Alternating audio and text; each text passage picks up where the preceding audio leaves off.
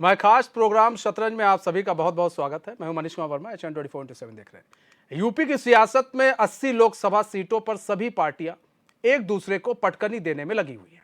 यही वजह है कि मीटिंग और कार्यकर्ता सम्मेलनों का दौर तेज हो गया है, जहां बीजेपी लगातार मीटिंग करके अपने पदाधिकारियों, सांसदों, विधायकों और मंत्रियों को दलित, महिला और मुस्लिम समुदाय के लोगों के बीच पैठ बनाने पर काम कर रही है। वहीं दूसरी तरफ सपा बूथ और यूथ के सहारे अपना बेड़ा पार लगाने में जुटी हुई है। देखिए रिपोर्ट।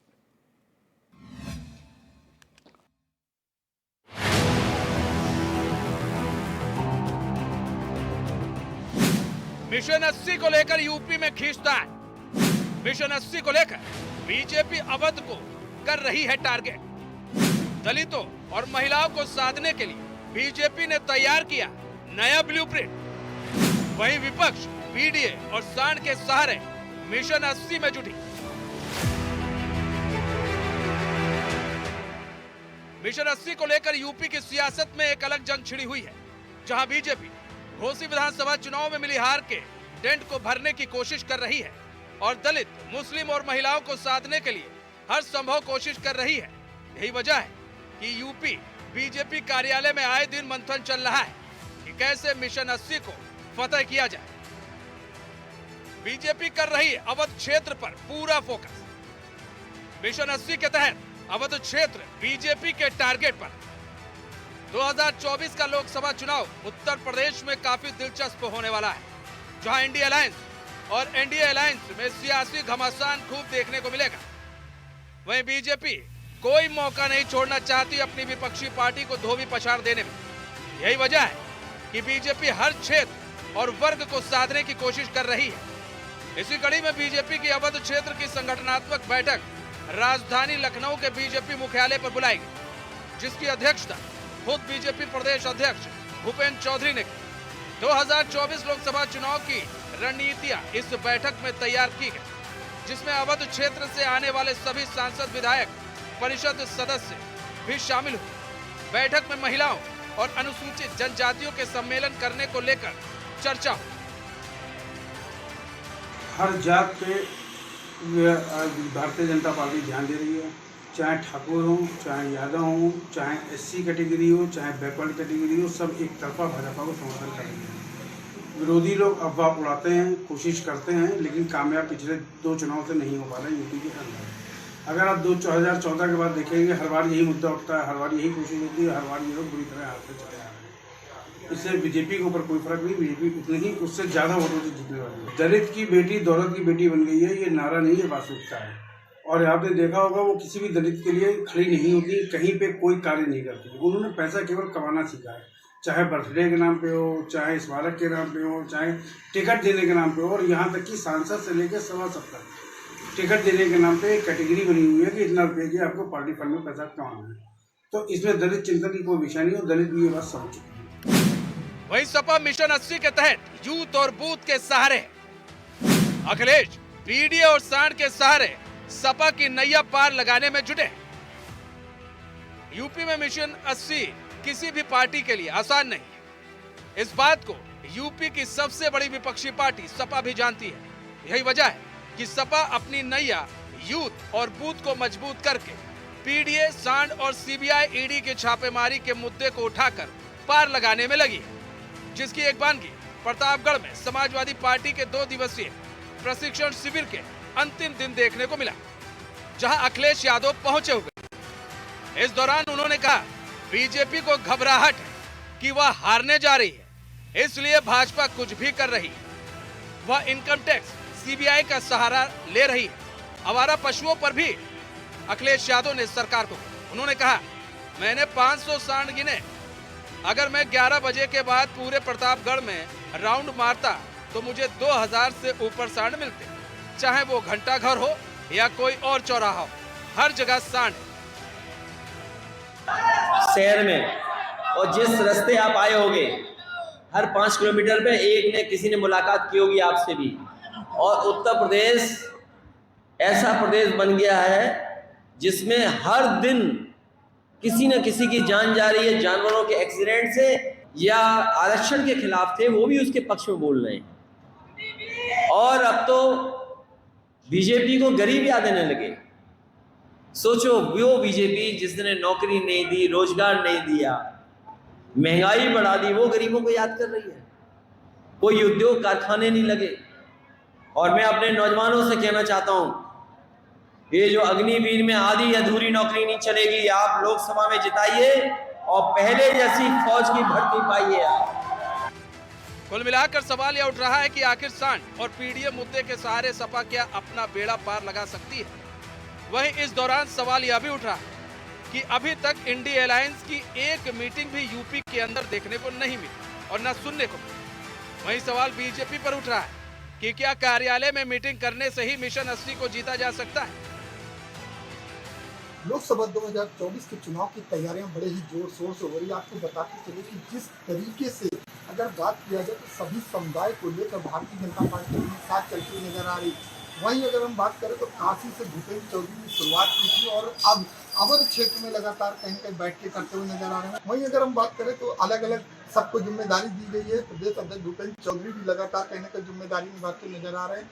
वहीं अगर हम संगठन की बात करें तो धर्मपाल सिंह भी कहीं न कहीं लगातार एकजुट नजर आ रहे हैं। पूरी तरह से भारतीय जनता पार्टी एकजुट नजर आ रही है और देखना ये होगा कि लोकसभा 2024 के चुनाव में जिस तरीके से पूरी तैयारियां की जा रही, अवध में लगातार बैठकें की जा रही, इस बैठक से किस तरीके का निर्णय नजर आता है और जो 80 सीटों को जीतने का लगातार दावा किया जा रहा है, उसमें भारतीय जनता पार्टी कितनी सफल होते हुए नजर आ रही। वहीं अगर हम विपक्ष की बात कर लेते हैं तो विपक्ष में अखिलेश यादव लगातार हंगामा बोलते हुए नजर आ रहे हैं। उनका साफ कहना है कि जिस तरीके से अभी भी छुट्टा साड़ की और भ्रष्टाचार को लेकर कहीं न कहीं अभी भी मुसीबतें बनी है, लगातार मुद्दा बनाए हुए हैं। 2024 में ये मुद्दा कहीं न कहीं INDI का साफ नजर आएगा, छुट्टा साड़ को लेकर और लगातार भ्रष्टाचार को लेकर। लेकिन देखना ये होगा कि भारतीय जनता पार्टी जिस तरीके की करनी और कथनी के साथ खड़ी नजर आ रही है, जिस तरीके से सभी समुदाय को लेकर चल रही है और कहीं न कहीं आगे बढ़ती नजर आ रही है, उसमें 80 की 80 सीटों को किस तरीके से जीतती नजर आ रही, अवध में किस तरीके से पैठ बनाती, ये देखने वाली बात होगी। वीडियो जर्नलिस्ट महेश पांडे के साथ मैं जयंत पाटिल, HNN न्यूज 24/7 लखनऊ। तो देखिए, जहां सपा जो है यूथ बूथ का सहारा ले रही है, वहीं अब जो बीजेपी है, बीजेपी ने अवध क्षेत्र को अपनी ओर करने की पूरी कवायद कर ली है कि अवध क्षेत्र में, क्योंकि लोकसभा सीटें ज़्यादा हैं, ऐसे में बीजेपी चाहती है कि अवध लोकसभा में, अवध क्षेत्र में जितनी लोकसभा सीटें हैं वहां पर उन सारी लोकसभा सीटों में वो विजय पताका फहराए। वैसे भी अवध अवध क्षेत्र में जितनी लोकसभा सीटें आती हैं, बीजेपी वहां पर उसका अपना परचम लहरा रही है, लेकिन बावजूद इसके वो चाहती है सारी लोकसभा सीट जो अवध में है उसको जीती जाए। इसको लेकर एक बैठक भी हुई। अवध क्षेत्र के वहाँ के जो विधायक हैं और भी जो लोग हैं वहाँ के कार्यकर्ता, वो सब मौजूद रहे और कैसे तैयारी की जाए इसको लेकर चर्चा भी हुई है और तमाम तरह के जो निर्देश हैं वो भी दिए गए हैं। भूपेंद्र चौधरी जो कि प्रदेश अध्यक्ष है उत्तर प्रदेश के, उन्होंने तमाम तरह की जो रणनीति है उनके साथ साझा की और कहा है कि भाई आप लोग तैयारी तेज कर दिए। हमारे साथ कैप्टन आई सिंह भदौरिया जुड़ चुके हैं, बीजेपी के प्रवक्ता हैं। कैप्टन आई सिंह भदौरिया जी, स्वागत है चैन में आपका। कैप्टन आई सिंह भदौरिया जी, अब अवध क्षेत्र को लेकर आप लोग काफ़ी संगठन में काफ़ी तेजी आ रही है, वहाँ पर जितनी लोकसभा सीटें हैं अवध क्षेत्र में आती, उसको जीतने की अब आप लोग तैयारी कर रहे हैं। इधर सपा जो है आप लोग पर सांड, CBI, ED और इस तरह के तमाम मुद्दों को लेकर, भ्रष्टाचार जैसे तमाम मुद्दों को लेकर आपको घेर रही है। निश्चित तौर पर भारतीय जनता पार्टी की रणनीति हरदम रहती है कि चुनाव में हम बेहतरीन प्रदर्शन करें, आप जनता से कितना नजदीक जुड़ सकें, वोटर के घर घर तक पहुंच सकें। तो इस काम में हमारा एक ऊपर से लेकर कार्यकर्ता नीचे पन्ना प्रमुख तक इस कार्य में बखूबी भूमिका निभाते हैं और इसी तरह से हमारी तैयारी रहती है। रही बात अखिलेश यादव की, अखिलेश यादव इस टाइम बौखलाहट में है, बौखलाए हुए हैं। वो खुद नहीं समझ पाते कि वो जो कह रहे हैं उसका जनता उसको किस तरह से लेगी।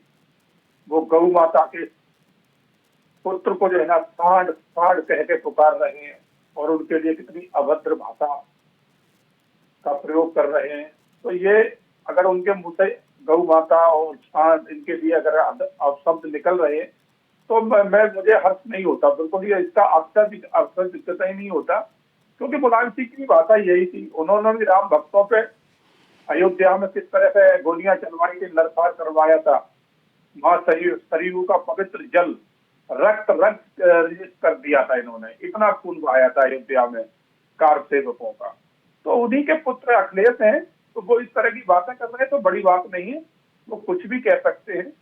वो शायद भूल जाते हैं कि 4 बार जो है ना उनका शासन रहा है उत्तर प्रदेश में, और उत्तर प्रदेश की उसके बाद भी इन्होंने क्या हालत बनाई कि गुंडा राज बना के छोड़ दिया था।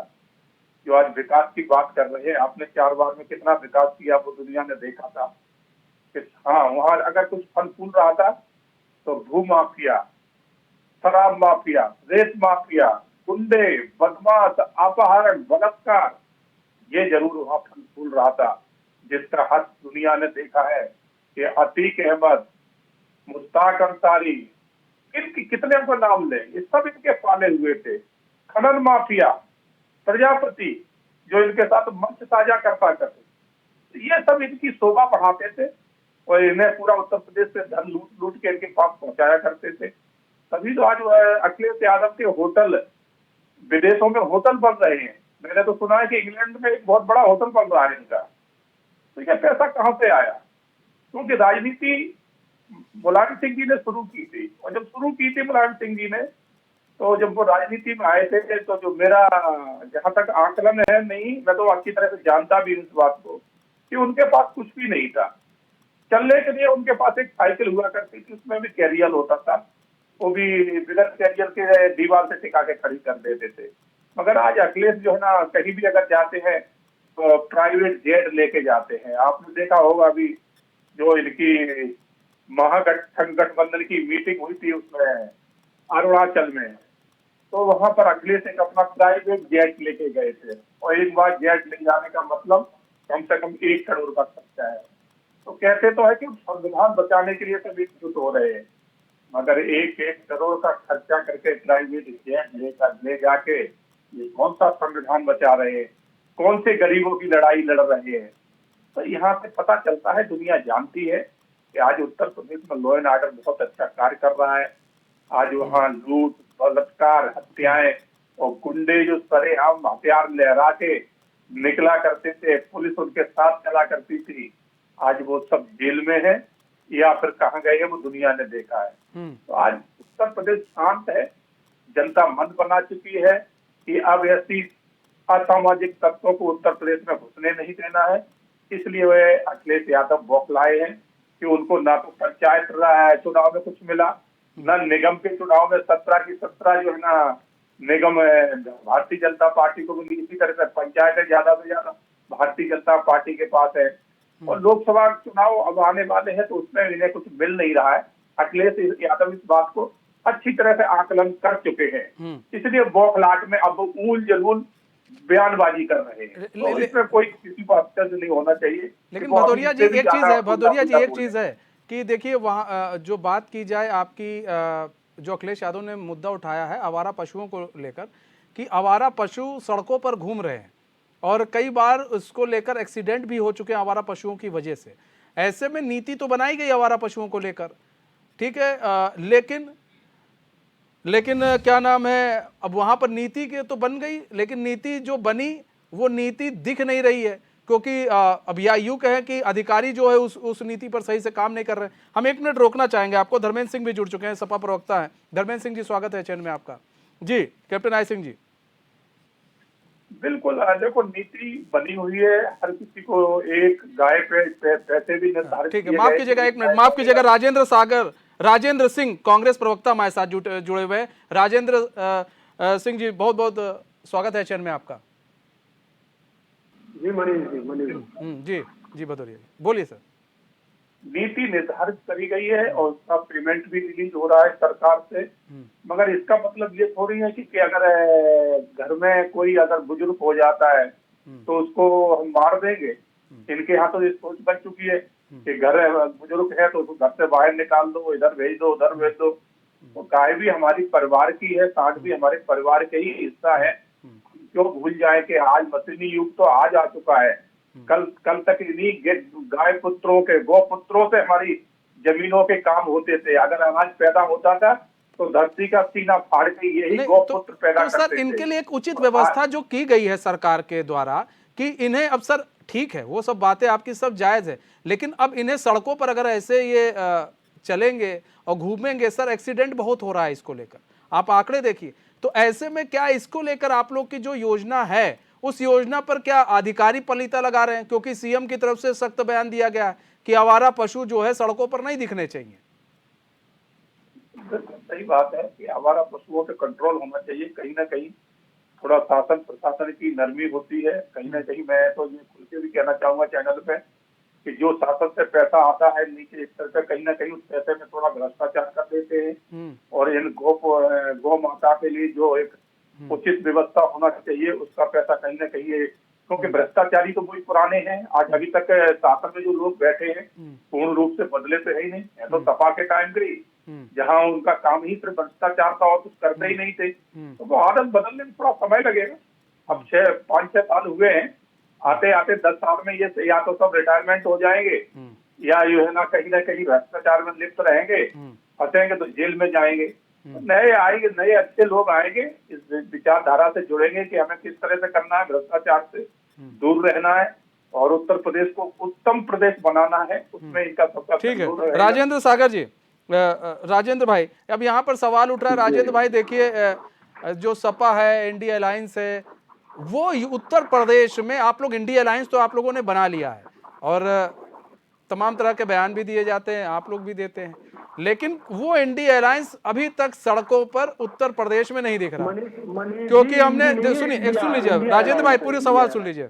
अब यहाँ पर हम बात करें जो एनडीए अलायंस है, एनडीए अलायंस में अगर बात करें राजभर की पार्टी है, निषाद पार्टी है, ये लोग तो एक साथ जमीन पर दिख जा रहे हैं, लेकिन आप लोग नहीं दिख रहे हैं, पूर्ण रूप से गायब है। सपा अलग मीटिंग कर रही है, आप लोग का पता नहीं चल रहा, और आरएलडी तो नदारत ही है, जैसे पिक्चर में आरएलडी कहीं है ही नहीं। मनीष जी, अभी कितनी सफाई हमारे बीजेपी के प्रवक्ता भदौरिया जी दे रहे थे, ऐसा लगा था जैसे वो मुलायम सिंह जी की साइकिल में जो कैरियर लगा हुआ था उसमें साथ में बैठ के वो घूमे हो, है ना। और इन लोगों को कोई समस्या नहीं दिखती है, जो जनता की समस्याएं हैं वो इन्हें नहीं दिखती हैं। इन्हें केवल दिखता है कि बंदरवाज कैसे किया जाए। जो पैसा कितनी सफाई से कह रहे थे, इतना पैसा इस योजना को, उतना पैसा उस योजना को। अरे भाई, आपके जो पार्टी के लोग हैं, मंत्री विधायक जो भी है, वो कह देते हैं 50% हमारी जेब में डाल दो, 50% हिस्सा बांट कर लो, बस हो गया काम। अब मैं जिस जिले में रहता हूँ, मैं आपको उस जिले की बात बताऊं, जहाँ मेरी कॉलोनी है, वहां मैंने देखा है झुंड के झुंड बच्चों का, बड़ों का, बूढ़ों का, सबका निकलना दूबर कर रखा है। और इतनी सफाई से ये लोग किसी भी चीज को धर्म और उस सब चीजों से जोड़ देते हैं, धार्मिक चीजों से, समझे। अगर कोई जो है अगर मांग कर रहा है कि हमारा पशु घूम रहा है, तो उन्होंने जो है वो दूसरे तरीके से जो है उसको दूसरी तरीके से घुमा दिया है। अभी इनके ही पार्टी के एक सांसद ने खुद आरोप लगाया है इस काम के ऊपर, और ये फिर भी जो इतनी सफाई से ना बैठ के झूठ बोल रहे हैं कि क्या हो रहा है क्या नहीं हो रहा है। और इन्हें आज अब आप देखिए इन्हें कितना समय चाहिए, कह रहा है भ्रष्टाचार मिटाने को समय चाहिए। 7 साल से उत्तर प्रदेश की सत्ता पे काबिज है, 10 साल जो है सेंटर में होने जा रहे हैं। अरे भाई, आप 7 साल में यहाँ यूपी में कुछ नहीं कर पाए, आप कौन सा उत्तम प्रदेश बनाने की आप बात कर रहे हैं। आज आप लाइन ऑर्डर देख लीजिए, विकास के कार्य। धर्मेंद्र सिंह भी हमारे साथ जुड़ चुके हैं, सपा के प्रवक्ता। धर्मेंद्र भाई, स्वागत है। इन लोगों को इन सब चीजों से कोई सरोकार नहीं है। इन्हें केवल और केवल बस धर्म की राजनीति करनी है और केवल अपनी राजनीति। राजेंद्र भाई, मेरे सवालों का जवाब आपने नहीं दिया, ठीक है। अब तो ये हो गई उनके बात, कैप्टन आई सिंह जी की बातों का आपने जवाब दिया है, मेरे सवालों का जवाब आपने नहीं दिया सर। मनीष जी देखिए, और स्टेटों में भी चुनाव है और जहाँ जरूरत हो रही है वहाँ सारे लोग जो है जरूरत के हिसाब से हर जगह जा रहे हैं। बाकी पूरे उत्तर प्रदेश कहाँ जा रहे हैं सर, बताइए राजेंद्र भाई, बता दीजिए, एक जगह बताइए कहाँ जा रहे हैं। नहीं, जब कोई ऐसा एजेंडा आएगा, जब कार्य इस तरीके का कोई भी जनसभा या कोई भी कार्य होगा तो हो ही रहा है ना सर। अब तो चुनाव सर पर है, चुनाव तो सर पर है, साल बीतते देर में लगेगी। मनीष जी, कांग्रेस एक बड़ा दल है। पूरे देश के अंदर जो है कांग्रेस है, और कांग्रेस जो है पूरे देश के अंदर चुनाव लड़ रही है। अभी 5 राज्यों में चुनाव और भी जगह हैं जहां जरूरत हो रही है, वहां कांग्रेस की उपस्थिति हो रही है। जितनी सभाएं और जितनी मीटिंग हो रही है, जहां भी जरूरत होती है वहां कांग्रेस के लीडर रहते हैं। और जो आगे कहाँ सर, मीटिंग जो बाहर बाहर होती है वहां पर आपके लीडर पहुंच जाते हैं, सपा के लीडर पहुंच जाते हैं बड़े। ये बताइए, जमीनी हकीकत बताइए, जमीन पर कहाँ साथ पे हैं वो बताइए ना, वो हमें बताइए, एक तस्वीर बताइए।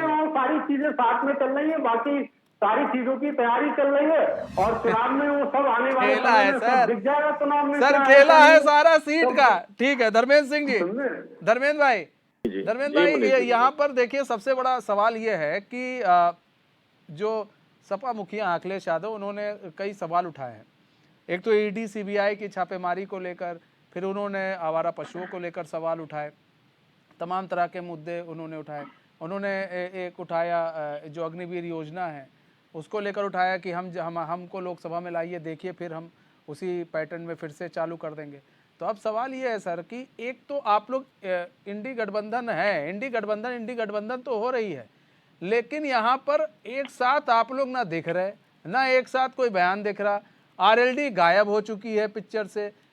कांग्रेस को आप लेकर आ रहे हैं, लेकिन कांग्रेस भी आप लोग के साथ नहीं दिख रही है। क्या यहाँ पर अभी मकशमारी सारा यहाँ पर सीटों को लेकर है कि अभी सीटें साफ नहीं है इसलिए आप लोग भी साथ नहीं है? नहीं मनीष जी, सबसे पहले तो ये लोकसभा के चुनाव से पहले 5 राज्यों के चुनाव हैं, 4 राज्यों के। देखिए वहाँ विधानसभा चुनाव हम लोग लड़ने जा रहे हैं। जहाँ तक मुद्दों की बात है, ये सही है कि किस तरह से दुरुपयोग ईडी का, सीबीआई का और इनकम टैक्स का किया जा रहा है। पहली बार देश में इतने बड़े पैमाने पर देश की विपक्षी पार्टियों या जो मोदी और अमित शाह जी के खिलाफ जो भी बयान देता है या इनके भ्रष्टाचार को उजागर करता है, उस सब के पीछे ईडी, सीबीआई और इनकम टैक्स के लोग लग जाते हैं। अरे ये स्थितियां यहाँ तक है कि अगर जयप्रकाश नारायण जी की और लोहिया जी की आत्मा ऊपर देख रही होगी तो वो सोच रही होगी कि क्या जरूरत थी इमरजेंसी की। अगर मोदी जी की ईडी उस जमाने में होती तो शायद इमरजेंसी लगाने की जरूरत न पड़ती। ये तो आपातकाल से भी बुरा दौर है कि किस तरह से आप ऐसे लोग जिनके यहाँ एक आपको सुई भी नहीं मिल रही है, आपको कोई एविडेंस नहीं, ना कोई पैसा, एकदम फक्कड़ जैसे लोगों को भी आप अरेस्ट के बस केवल आपके एजेंडे में कि इनको जेल भेजना है चुनाव, लेकिन जेल भेज करके आप जीत नहीं सकते हैं। ये तय बात है कि आप उसका शिकार आपको होना पड़ेगा। और जो आने वाला चुनाव है इसमें जनता बहुत जबरदस्त प्रतिक्रिया देने जा रही है, ये इसका आभास नहीं है। रही बात गठबंधन की, देखिए गठबंधन होने के बाद जो बौखलाहट है वो मोदी जी के चेहरे पर साफ देखी जा सकती है, उनके बयानों में, उनके भाषणों में, और देश की जो सरकार है उसकी कार्यशैली में सीधे परिलक्षित होता है कि किस तरह से घबराए हुए लोग हैं और इनको ये आभास हो गया है कि 2024 सत्ता से हम जा रहे हैं। जहां तक स्टेट की बात है, बिल्कुल ठीक है, ये आवारा जानवरों की बात आपने कहा, आवारा जानवरों से कितना नुकसान है। पहले फसलों को ही होता था, अब सड़कों पर आ जा रहे हैं, किस तरह से लड़ रहे हैं, तमाम एक्सीडेंट हो रहे हैं और हाईवेज पर जो है जानवर आ जा रहे हैं। ये बहुत चिंताजनक बात है, ये अमानवीय है कि किस तरह से उनका एक्सीडेंट होता है। जहाँ जन हानि हो रही है वहाँ जानवर भी मारे जा रहे हैं, एक्सीडेंट हो रहा है, उनका हाथ पैर टूट रहा है, कोई व्यवस्था नहीं है। तो ये मानवीय आधार पर ये नारा देना, गाय हमारी माता है, लेकिन गाय को एक्सीडेंट करके मारना है, इससे बड़ा अपराध नहीं हो सकता। रही बात जहां तक सीटों की और सबके देखने की, हम राजनीतिक दल हैं, हमारी अपनी विचारधारा है, हम अपनी विचारधारा के हिसाब से अपने दल को लेकर के जनता के बीच में जा रहे हैं, उनको समझा रहे हैं, समझाने का प्रयास कर रहे हैं। हमारी विचारधारा को मानने वाले लोग हमारे साथ हैं। कई दलों को जो विभिन्न विचारधारा के भी हो सकते हैं, एक जब समेकित रूप से किसी बड़े लक्ष्य को लेकर के सब एक साथ आए हैं, तो जब लक्ष्य तय है कि हमारा लक्ष्य क्या है, तो स्वाभाविक सी बात है कि कभी ना तो सीटों के बंटवारे में कोई बात आएगी और ना ही किसी प्रकार का मतभेद होना है। नहीं धर्मेंद्र भाई, मोटी बातें धर्मेंद्र भाई, तीन सवाल मैंने पूछे हैं। धर्मेंद्र भाई, जवाब दिया मैंने। नहीं, आपने तीनों सवालों का जवाब दिया। अब मैं तीनों सवालों के जवाब में एक और छोटा सा सवाल करूंगा। जी जी बिल्कुल। जब आपकी सत्ता थी, योगी आदित्यनाथ पर भी कई केस लगाए गए थे, ठीक है, जेल भेजा गया था। संजय निषाद कहते हैं उनके ऊपर भी हुआ था। ऐसे कई बार हुए। क्या उस वक्त आप लोग गलत थे? दूसरी चीज आप कह रहे हैं, सुनिए आप पूरे, आप फिर से सवाल सुन लीजिए। फिर दूसरा सवाल ये है, आप कह रहे हैं कि वास्तव में हो रहा है, ठीक है वास्तव में हो रहा है, जो जिस तरह से आवारा पशुओं से जो एक्सीडेंट है वो हो रहे हैं। अच्छा ये बताइए, बीजेपी की तरफ से तो इन लोगों के लिए सुविधा दी गई है, जो आवारा पशु हैं उनको सुविधा दी गई है, गायों को और सांड को अलग रखने की सुविधा दी गई है। आपके यहाँ क्या सुविधा दी गई थी जब आप सत्ता में थे?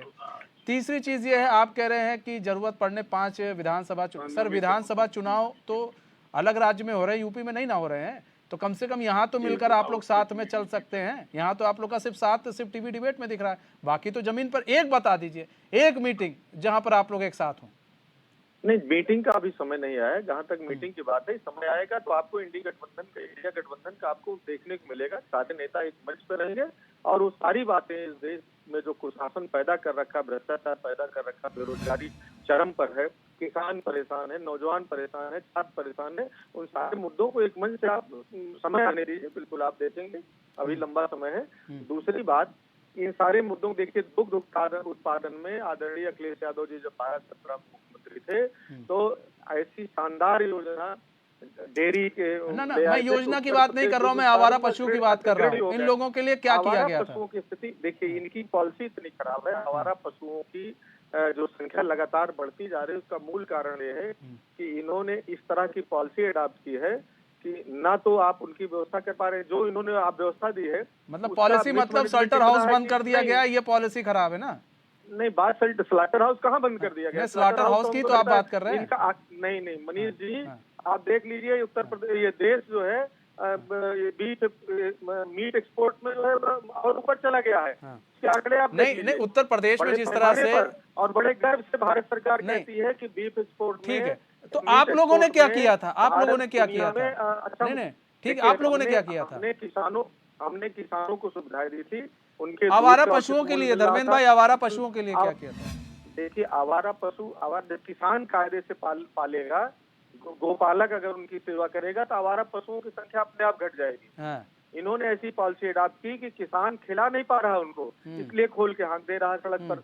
ये सबसे बड़ी समस्या है। और जो इन्होंने गौशालाएं बना रखी हैं, वहाँ की स्थिति है कि वो तो एक तरह से वो जिस तरह से वो गैस चैम्बर का हम लोगों ने सुना था इतिहास में, उस तरह से उनको ले जा करके बांध दे रहे हैं, और चारा पानी के अभाव में, कीचड़ में किस तरह से वहाँ मर जा रही है हमारी गौ माता और जो और अन्य गोवंश हैं, कि वहाँ की तो बहुत दुर्दशा है। आप कई बार आपने तो खुद ही उठाया मीडिया, अखबारों, उसमें भी कि किस तरह से लगातार दर्जनों जानवर चारे के उसमें कमी में मर जा रहे हैं। तो ये इसका घोर पाप जो है वो कौन भोगेगा? ठीक है, captain I Singh Bhadauria ji. Sir देखिए, सबसे बड़ी चीज ये है कि यहाँ पर ये मुद्दा, तो ये आवारा पशु मुद्दा, इसको बनाया जो है अखिलेश यादव बना रहे हैं लगातार। इस तरह की जो फोटोज हैं, वीडियोज हैं, वो ट्विटर के जरिए ट्वीट भी करते हैं, जिसका नाम आजकल एक्स रख दिया गया है, उसके जरिए ट्वीट जरूर करते हैं अखिलेश यादव। ऐसे में इसको तो एक मुद्दा बनाया गया। अब ईडी को लेकर, सीबीआई को लेकर तमाम तरह के सवाल उठ रहे हैं। लेकिन धर्मेंद्र भाई, आपने ये नहीं बताया कि जब योगी आदित्यनाथ पर इस तरह की जो चीज़ें हुई थी, क्यों हुई थी? संजय निषाद है, माफ कीजिएगा, संजय निषाद जो मंत्री हैं, वो भी इस तरह के बयान दे रहे हैं, तो उस पर क्या कहेंगे आप? सर जल्दी से 10 सेकंड। हाँ,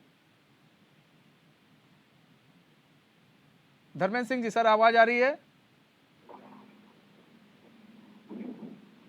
लगता है धर्मेंद्र सिंह जी से हमारा संपर्क टूट गया। ठीक है, कैप्टन आई सिंह भदौरिया जी, देखिए ये ईडी, सीबीआई, ये एक बहुत बड़ा मुद्दा बनकर जो है इस बार उठने वाला है। और जिस तरह से संजय सिंह की गिरफ्तारी हुई, लगातार लोगों के घरों पर छापेमारी हो रही है, तो ऐसे में मुद्दा उठने वाला है कि बीजेपी के लोग क्या इतने पाक साफ हैं कि उनके यहाँ ईडी सीबीआई नहीं जाएंगे? निश्चित तौर पर मनीष जी, ईडी सीबीआई 2014 से पहले कोई जानता भी नहीं था कि ईडी का भी कोई काम होता है, क्योंकि समस्या ये नहीं थी कि ईडी थी नहीं, ईडी थी, मगर ईडी का उपयोग नहीं होता था, क्योंकि सभी भ्रष्टाचार में लिप्त थे। कांग्रेस के खुद के प्रधानमंत्री ये कहते थे, लेकिन सुप्रीम कोर्ट ने तो एक बार कहा था कि ईडी सीबीआई जो है कांग्रेस के समय में तोते की तरह काम कर रही है। हाँ बिल्कुल बिल्कुल, तो ईडी को तो यूज करते ही नहीं थे, सीबीआई को लोगों पर मुकदमा लगाने के लिए जरूरी यूज करते थे। तो इसलिए सुप्रीम कोर्ट ने कहा था कि सीबीआई को तो पिंजरे का तोता बना दिया है। हाँ। ये कांग्रेस के टाइम कहा गया था, हमारे टाइम में तो ऐसा कोई वक्तव्य सुप्रीम कोर्ट का नहीं आया है। और सबसे बड़ी बात देखिए कि ईडी को तो उस टाइम कोई जानता ही नहीं था, क्योंकि इनके यहाँ भ्रष्टाचार इतना था कि इनके खुद के प्रधानमंत्री राजीव गांधी ने कहा था कि मैं केंद्र से अगर 1 रुपए भेजता हूं तो पहुंचते 15 पैसे रह जाते हैं। तो जब इनके खुद के प्रधानमंत्री ये कह चुके थे कि भ्रष्टाचार इतना बड़े उसमें व्याप्त है, मगर हमारे यहाँ ऐसा नहीं है। हमारे यहाँ अगर 1 रुपए भेजते हैं तो सामने वाले के खाते में 1 रुपए पहुंचता है, और अगर कोई बीच में ऐसी कुछ करने की कोशिश करता है तो ईडी उसके हलक में हाथ डाल के खींचने की कोशिश करती है। तो वही आज ईडी काम कर रही है। इन्होंने कहा कि ईडी जो है ना संजय सिंह, अरे संजय सिंह के खिलाफ इतने सबूत मिल चुके हैं, वो सबूतों के आधार पर ईडी ने उन्हें अरेस्ट किया है। और मान लीजिए ईडी ने कहीं गलत अगर उन्हें अरेस्ट कर लिया है तो न्यायपालिका क्या इसलिए है? न्यायपालिका ने क्या आंखें बंद करके बैठी? वो भी तो देखती है कि इनके खिलाफ सबूत है, तभी इनको हम, अगर उन्हें रिमांड मिला है आज 5 दिन का, तो न्यायपालिका को कुछ तो मिला होगा, उसी तो उन्होंने रिमांड दिया है। ऐसे तो न्यायपालिका रिमांड देगी नहीं, और अगर ऐसे दे देगी तो फिर न्यायपालिका को मतलब ही क्या रह जाएगा? तो इन लोगों को कहने से पहले सोचना चाहिए। ये न्यायपालिका का जो है ना अपमान करते हैं इस तरह की बातें कहते। अगर मनीष सिसोदिया आज जेल में बंद है, 1 साल लगभग धीरे धीरे हो जाएगा, अभी फरवरी से बंद है, और उनकी कितने बार उनकी बेल जो है ना अप्लाई की गई है, और एक बार भी उन्हें सुप्रीम कोर्ट ने बेल नहीं दी है। तो क्या भारतीय जनता पार्टी वहां बेल देने के लिए बैठी है? वहां बेल तो कोर्ट दे रहा है ना, न्यायपालिका दे रही है ना। तो न्यायपालिका क्यों नहीं दे रही है? इसके ऊपर इन्हें सवाल बात करना चाहिए, नहीं करेंगे, क्योंकि इन्हें मालूम है कि इतने बड़े बड़े आप घोटाले करके बैठे हो। ये कांग्रेस पार्टी जो बात कर रही है, नेशनल हेराल्ड क्या है? 5,000 करोड़ की प्रॉपर्टी इतने 5 लाख में अपने नाम घुमा फिरा के कर ली, और उसमें सोनिया गांधी, राहुल गांधी, रॉबर्ट वड्रा सारे ही बेल पे हैं, और बात करते हैं कि ईडी। और जब ईडी इनसे पूछती है, अपने दफ्तर बुलाती है, तो पूरी कांग्रेस आके दिल्ली में उतर के और उसका विरोध करती है, और ईडी के दफ्तर को घेर के बैठ जाती है। तो ये पहले अपना चरित्र देखें कि आप लोग कितने भ्रष्ट हो। 70 साल आपने इस देश को लूटा है, 60 साल कांग्रेस की सरकार रही है। क्या कार्य आपने किया लूटने के अलावा? ठीक है राजेंद्र भाई, किए थे आपने? ठीक है राजेंद्र भाई, बताएं। ठीक है आपने जो कर्म किए हैं उनका फल आज आपको मिल रहा है। ठीक है राजेंद्र भाई, देखिए सवाल ये है कि भाई अब यहाँ पर ईडी, सीबीआई और इसको लेकर अगर आप जाएंगे तो जनता यही तो कहेगी कि ठीक है, अगर इन्होंने दुरुपयोग किया है तो उसका सुप्रीम कोर्ट माकूल जवाब देगी, आप परेशान क्यों हो रहे हैं? लेकिन अगर आप लोग भ्रष्टाचारी नहीं है तो इतना हो हल्ला करने की जरूरत क्या है? एक तरफ इसी जो लीकर घोटाले में जो भ्रष्टाचार हुआ, इसमें जो है पहले आप लोग साथ दे रहे थे, कह रहे थे नहीं हुआ है जी, आज आप लोग इतनी जल्दी पलटी खा जाएंगे, ये किसी ने नहीं समझा था। सर ये भी तो जनता देखेगी ना। मनीष जी, चाहे वो राफेल घोटाला हो, चाहे इनके अन्य घोटाले हो, तमाम तरीके के आज भ्रष्टाचार ये कर रहे हैं। कितने पुल इनके समय में गिरे हैं। सर राफेल घोटाले पे सर मुंह की खानी पड़ी है आपको, राफेल घोटाले पर मुंह की खानी पड़ी है सर। कौन वो कंपनी चला रहा है इन्हें सब पता है, समझे। लेकिन ये जो है इस चीजों पर बात नहीं करेंगे। ये इनको तो केवल आज देखिए, जितना आज सरकारी जितनी भी मशीनरी है उसका दुरुपयोग हो रहा है, आज तक के इतिहास में कभी नहीं हुआ है। आप बताइए, किसी अभिनेता ने अगर जो है इनके किसी नेता के खिलाफ बोल दिया, या इनके किसी मित्र के उद्योगपति मित्र के खिलाफ बोल दिया, तो उसके घर ईडी सीबीआई पहुंच जा रही है। किसी नेता ने बोल दिया तो उसके घर ईडी सीबीआई पहुंच जा रही है। अरे सर, आप आरोप लगा रहे हैं ईडी ने राहुल जी से कितने घंटे, कितने दिन पूछताछ करी, क्यों कुछ नहीं निकला, क्यों कुछ नहीं मिला। लेकिन इनको केवल इन सब चीजों से ध्यान भटकाना है, केवल मुद्दों पे भटकाना है, और जो है केवल सस्ती राजनीति जो ये कर रहे हैं, ये देश को गुमराह करने वाली राजनीति कर रहे हैं, वो जनता अब समझ चुकी है। और जनता इनके कतई भी बहकावे में नहीं आने वाली है। जनता सब जान रही है कि ईडी सीबीआई का किस तरीके से जो है दुरुपयोग हो रहा है, और नॉन इमरजेंसी के बावजूद भी किस तरीके से इमरजेंसी घोषित है और सरकारी मशीनरी का दुरुपयोग किया जा रहा है। ये इनके खिलाफ जो भी बोलता है, संजय सिंह संसद में इनके खिलाफ बोले, उनको इन्होंने जो है जेल भिजवाने का काम किया। राहुल गांधी जी, अच्छा ये बताइए, शराब घोटाला हुआ है कि नहीं हुआ है? ठीक है उनकी सदस्यता। राजेंद्र भाई, अरे, शराब घोटाला हुआ है कि क्या- नहीं, हाँ या ना? अरे क्या आरोप लग रहे हैं, आप बताइए क्या आरोप लग रहे हैं? जो आरोप हुआ है लग कि रहे नहीं, हैं, हाँ या ना? हाँ या ना, हुआ है कि नहीं? सर छोटी सी बात है इनमें सदस्यता खत्म करी, सिर्फ उससे राजेंद्र भाई, इनके यहाँ अभी शराब इनके घोटाला जो है हुआ है कि सांसद- नहीं? अभी एक इनका सांसद जो है, सांसद में अरे चीख-चीख के सर, गाली सर बक रहा भाषण था मत दीजिए और सर, चीख-चीख एक के- छोटे से सवाल का जवाब चीख-चीख के दीजिए कह ना रहा था, चीख-चीख के। सर। मनीष जी चीख-चीख के कह रहा था वो, उसके खिलाफ क्या कार्रवाई करी ठीक है इनने? सर, सुनिए ना। इनको नहीं सुनेंगे क्योंकि सर, इनको सर, ध्यान भटकाना है, सर, उसको ले जाकर इन्होंने राजस्थान में प्रभारी बना दिया। सर शराब तो घोटाला हुआ है कि नहीं, इन्हें- मानते हैं कि इन्हें नहीं? इन्हें केवल और केवल सस्ती राजेंद्र राजनीति भाई, करनी है, आपको लोग इस सुन देश रहे हैं। को गुमराह करना है। राजेंद्र इसके भाई अलावा इन लोगों को गुमराह कुछ ना नहीं कीजिए। करना है। राजेंद्र भाई आप ये बताइए, शराब घोटाला हुआ है कि नहीं, हाँ या ना? नहीं, ये जो है ये उनसे पूछिए, लेकिन ये अरे फिर बताइए वही लेकिन कि परंतु आप- किंतु पर आ गए। मैं आपसे नहीं, पूछ रहा हूं कि आप इसके बताइए पक्ष में हैं कि नहीं, शराब घोटाला कि हुआ है कि नहीं, हाँ या ना में जवाब दे दीजिए, काम खत्म नहीं, कीजिए। उसका जो है न्यायपालिका अरे जो सर। निर्धारण करेगी, न्यायपालिका तो फिर न्यायपालिका ही काम कर रही है, न्यायपालिका ही काम कर रही है, ठीक है लेकिन धर्मेंद्र सिंह जी। चुनाव के समय में ये केवल ध्यान ठीक है, भटकाने ठीक है, वाले ठीक है, मुद्दे ठीक है बनाए जा राजेंद्र रहे भाई। हैं। अभी धर्मेंद्र इनका सिंह जी, एक मंत्री अब जो सवाल ये है, धर्मेंद्र भाई, 9 साल से सो रहे थे। ठीक अभी है। इनका एक मंत्री जो है कह रहा है कि पश्चिमी उत्तर प्रदेश अलग कर दीजिए। अरे 9.5 साल से आप सर, सो हो रहे गया हैं, सर। दूसरा- उनके इनका कहने से क्या अलग हो जाएगा क्या सर? सर मायावती भी कह चुकी हैं, प्रस्ताव ला चुके, सर छोड़िए ना इसे। हाँ ठीक है सर, ठीक है राजेंद्र भाई, ठीक है, ठीक है, ठीक है, ठीक है धर्मेंद्र सिंह जी, धर्मेंद्र सिंह जी, ठीक है राजेंद्र भाई, राजेंद्र भाई धर्मेंद्र सिंह जी के पास जा रहे हैं। धर्मेंद्र सिंह जी, सवाल ये धर्मेंद्र भाई की देखिए, यहाँ पर हम बात कर रहे थे कि एक समय ऐसा था कि योगी आदित्यनाथ पर भी मुकदमे लगे थे, आपको शायद मालूम होगा। संजय निषाद भी यही बात कह रहे हैं। और तब क्या आप लोग क्या चल रहा था उस वक्त, क्या वो अपराधी थे क्या जब सांसद थे हुआ करते थे योगी आदित्यनाथ, उनके ऊपर तो मुकदमे लगे। और जब आज लगता है धर्मेंद्र सिंह जी से हमारा संपर्क टूट गया। धर्मेंद्र भाई आपको हमारी आवाज़ आ रही है? धर्मेंद्र सिंह जी आपको हमारी आवाज़ आ रही है? हाँ, लगता है संपर्क टूट गया, हम दोबारा संपर्क साधेंगे। ठीक है कैप्टन आई सिंह भदौरिया जी, देखिए यहाँ पर बात यह है कि अब एक ऐसा पलटी लोग मार लेंगे ये समझ में नहीं आ रहा है कि भाई आज कांग्रेस जो है, ये जो पूरा घोटाला हुआ, मतलब शराब घोटाला जो लेकर चल रही है, पूरा मामला चल रहा है शराब घोटाले को लेकर, कल तक ये लोग आप लोग के साथ खड़े थे, नहीं जो हो रहा है वो होना चाहिए। आज ये लोग पलटी खा गए, इंडी अलायंस बन गया। अब इसी को लेकर अब उत्तर प्रदेश में आप लोग को घेरने की कोशिश है कि भाई कई जगहों पर आप लोग छापेमारी कर रहे हैं, कई ऐसे सपा के नेता हैं भाई आपने उनकी गिरफ्तारी करवा दी है, कई विधायकों को आप लोगों ने जेल में बंद करवा दिया है। तो कैप्टन आई सिंह भदौरिया जी, क्या मतलब अगर ऐसा है तो भाई क्यों दुश्मनी निकाली जा रही है इन लोगों पर?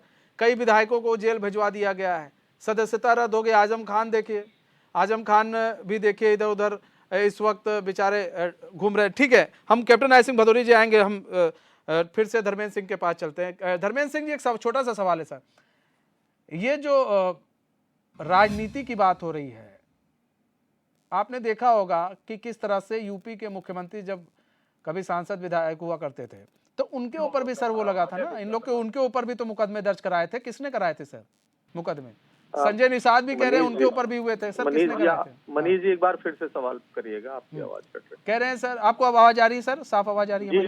ठीक है सर, हम कह रहे हैं जब यूपी के मुख्यमंत्री योगी आदित्यनाथ पर भी पहले मुकदमे दर्ज कराए गए थे, किसने कराए थे सर वो मुकदमे, वो हम जानना चाहेंगे। संजय निषाद भी कह रहे हैं उन पर भी हुए थे, किसने कराए नहीं, थे? संजय निषाद नहीं, अगर गोरखपुर के किसी भी आप आम आदमी से पूछेंगे, गोरखपुर में उस समय दंगे हुए थे और दंगों में आदित्यनाथ जी की प्रमुख भूमिका थी, वो उन दंगों में पूरा सक्रिय रूप से इन्वॉल्व थे और उत्तर प्रदेश पुलिस ने मुकदमा लिखा था। और ये देखिए गौरव की बात है कि वो अकेले स्वयं ऐसे मुख्यमंत्री हैं जो पद पे रहते, उन्होंने अपना मुकदमा वापस लिया। जहां तक देखिए केवल पर्टिकुलर आदित्यनाथ जी या किसी बात, देखिए एक तो तय था कि हमारी सरकार में किसी का उत्पीड़न नहीं होता था और विपक्ष के नेताओं को अपने दल के नेताओं से कम सम्मान नहीं मिलता था। विपक्ष का नेता जो भी, चाहे आदरणीय मुलायम सिंह यादव जी मुख्यमंत्री रहे हो और चाहे अखिलेश यादव जी रहे हो, तमाम विपक्ष के नेता आपके पास आते रहते हैं। किसी से भी पूछिएगा तो जनहित के कोई भी काम यदि जा करके किसी ने इन लोगों से कहा है, हमारे नेताओं से, तो कभी उनको निराश नहीं होना पड़ा है। एक्स्ट्रा एफर्ट करके उनको वो जनहित के काम पूरा करने का हमारी सरकारों ने किया। नहीं तो देखिए, यही आज चीज है ना दौर सर, दूसरा है। उस आज वक्त जिस तरह आपने से कहा, आपने आरोप लगा दिए कि ऐसा था, और आपने तो लगा दिया कि ठीक है ऐसा ऐसा किया गया था। आपकी बात ठीक हो सकती है, आप लोग उस वक्त आप लोग सत्ता में थे, लेकिन आज जब यही ईडी सीबीआई जब पहुंचती है आपके यहाँ, आजम खान के यहाँ जब छापेमारी होती है और आपके यहाँ कई विधायक जो जेल में बंद हैं उनके खिलाफ होती है, तो सर फिर इतना दर्द काहे के लिए? मनीष जी, न्याय का नैसर्गिक सिद्धांत है कि न्याय मिलने के साथ होते हुए दिखना भी चाहिए।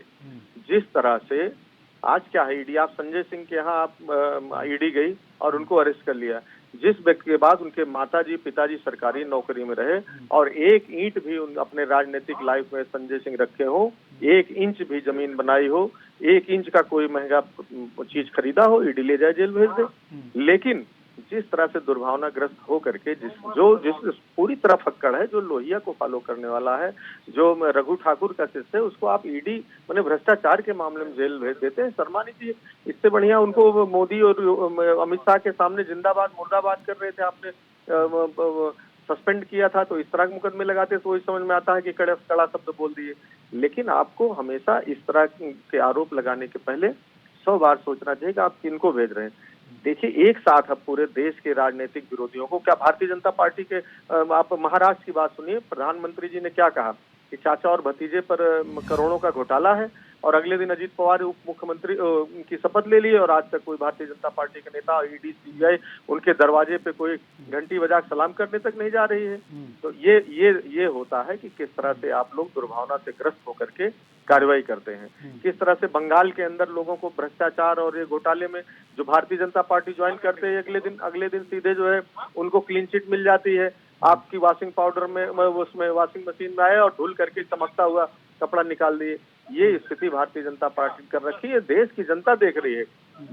मैं कोई जजमेंट देने वाला नहीं हूँ, लेकिन 2024 में जनता यही जवाब देने चाह रही है। हम यही बताना चाह रहे हैं कि जनता ने मन बना लिया है, क्योंकि देख करके सारी चीजें वो समझ चुकी है कि क्या हो रहा है। लेकिन धर्मेंद्र भाई, यही चीज, आप ये सब चीजें, आप पीडीए की बात करते हैं, ये सब पीडीए को लेकर आप लोगों ने निकाय चुनाव में भी बड़ी मेहनत की, लेकिन सर परिणाम क्या मिला आप लोगों को? नहीं, पीडीए को लेकर के किसी को क्यों मिर्च लग रहा है? पीडीए मीन्स पिछड़े दलित अल्पसंख्यक ही नहीं, पिछड़े दलित अल्पसंख्यक, क्या पिछड़े दलित अल्पसंख्यकों को अगर मुख्य धारा भी जोड़ा जाएगा तो किसको बुरा लग रहा है? नहीं तो धर्मेंद्र भाई चीज बताइए ना, क्या नहीं क्या लेकिन यहाँ ये कहा जा रहा है कि काला बिरादरी को नहीं जोड़ा जाएगा। मुख्य धारा ऑलरेडी है, वो तो हमारे साथ ही है। नहीं ठीक है, मुख्य धारा से क्या छूट गए उनको मुख्य धारा में लाए? नहीं बताइए ना, मुख्य धारा से ऐसी कौन सी जाति है जो नहीं जुड़ी हुई? एक जाति का नाम बताइए। हम ये कह रहे हैं किस तरह, देखिए हमने अभी उपचुनाव में सुधाकर सिंह को उम्मीदवार बनाया, पीडीए के नारा मैं ये कह रहा हूँ कि धर्मेंद्र भाई मुझे बताइए, दलित की कौन सी ऐसी जाति है जो मुख्य धारा में नहीं जुड़ी हुई है, उसका नाम मुझे बताइए। भाई दलित, क्या आपको लगता है कि दलितों को जो सम्मान समाज के अन्य वर्गों को मिला या जिस तरह का जीवन स्तर है वो दलितों को पूरा हो गया है? क्यों नहीं मिल रहा है? वनवासियों को पूरा हो गया, वो नहीं को मिल गया। आप अच्छा एक चीज धर्मेंद्र भाई, एक चीज बताइए ना, आप सुनिए ना, अगर सुनिए ना धर्मेंद्र भाई, 10 करोड़ लोगों को 80 धर्मेंद्र भाई सुनिए ना, सरकार सुनिए ना धर्मेंद्र भाई, आप सिंह लगाते हैं यानी कि आप ठाकुर हैं, ठीक है? आपके मतलब आपके अगल बगल कोई दलित तो होता नहीं होगा? नहीं, बिल्कुल है। कैसे है सर? जब उसको मुख्य धारा से अभी तक जुड़ा नहीं, आपके साथ कैसे है? भाई देखिए, समान आरक्षण की जब व्यवस्था की गई थी, इसलिए ही उनको भी समान अवसर मिले। सर फिर वही है ना, ये सही है। तो सर मैं यही कह रहा हूँ ना, तो ये राजनीति, ऐसे राजनीति मत कीजिए कि ये गलत राजनीति जाती है। आप लोग कह रहे हैं दलित, आपको मालूम है आईएएस पीसीएस सबसे ज्यादा यही लोग बनते हैं?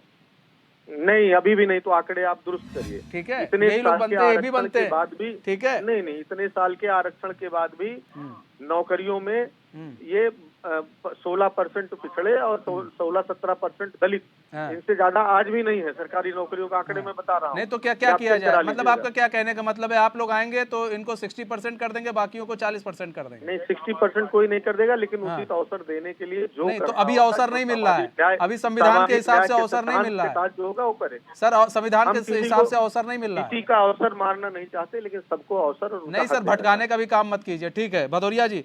सर सवाल ये है कि भाई पीडीए को लेकर ये लोग आ रहे हैं, दलित, पिछड़ी और तमाम तरह की जातियों की बात कर रहे हैं कि हम मुख्य धारा से जुड़ेंगे। सर, क्या आप लोगों ने अभी तक दलित पिछड़ों को मुख्य धारा से नहीं जोड़ा है? भदौरिया जी, क्या आपके साथ दलित पिछड़े नहीं रहते हैं?